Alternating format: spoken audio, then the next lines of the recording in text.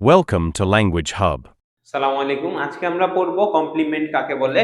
সাবজেক্টকে পূর্ণতা দেওয়ার জন্য লিঙ্কিং ভার্বের পরে। লিঙ্কিং ভার্ব বলতে আমরা বুঝি হচ্ছে এই কয়েকটা ভার্ব, যেমন অ্যাপিয়ার, বি, বিকাম, ফিল, তারপর রিমেইন, রিসেম্বল, টেস্ট, টার্ন,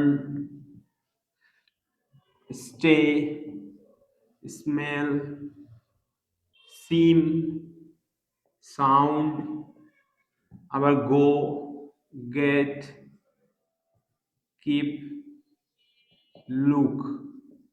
এই যে আমাদের এই ভার্বগুলো আছে, এগুলাকে আমরা বলি লিঙ্কিং ভার্ব। এই লিঙ্কিং ভার্বগুলা সাবজেক্টের সঙ্গে, সাবজেক্টকে পূর্ণতা দেওয়ার জন্য লিঙ্কিং ভার্বের পরে আমাদের অতিরিক্ত ওয়ার্ড বা ফ্রেজ ইউজ হয়, ওয়ার্ড বা ফ্রেজ ইউজ করি, যা মূলত আসলে সাবজেক্টেরই অংশ।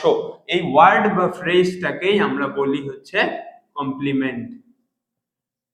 তো আমরা এই যে ওয়ার্ড বা ফ্রেজটা ইউজ করি, এটা আসলে সাবজেক্টেরই কেই নির্দেশ করে। এই কারণে আমরা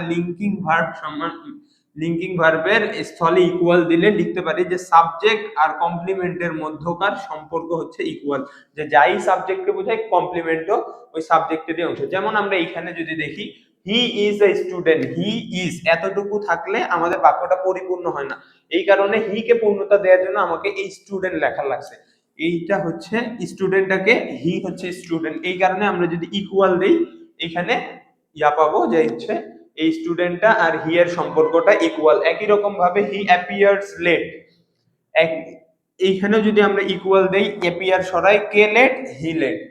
আবার আই ফিল স্লিপি, কে স্লিপি অনুভব করতেছে, আই অনুভব করতেছে, এইটাও ইকুয়াল রিলেশনশিপ। একই রকম ভাবে হানি টেস্টেড সুইট, সুইট কে হানি। তো আবার হি ওয়াজ আ লায়ার, এইখানেও লায়ারটা কি করতেছে, সাবজেক্টকে পূর্ণতা দান করতেছে। শুধু হি ওয়াজ বা শুধু হানি টেস্টেড, শুধু আই ফিল, এটা বাক্যটা অপরিপূর্ণ থাকতো। এই কারণে আমরা পরবর্তী অংশে লিঙ্কিং ভার্বের পরে কিছু ওয়ার্ড বা ফ্রেজ ইউজ করছি, এগুলাকে আমরা বলবো কমপ্লিমেন্ট। তো এইখানে একটু যদি খেয়াল করি, এইখানে হচ্ছে আমার স্টুডেন্ট, এইখানে লেট, স্লিপি, সুইট, এইখানে লায়ার। এই স্টুডেন্ট নাউন, লেট অ্যাডজেক্টিভ, তাই আমরা বলতে পারি কমপ্লিমেন্ট হইতে পারে নাউন অথবা অ্যাডজেক্টিভ।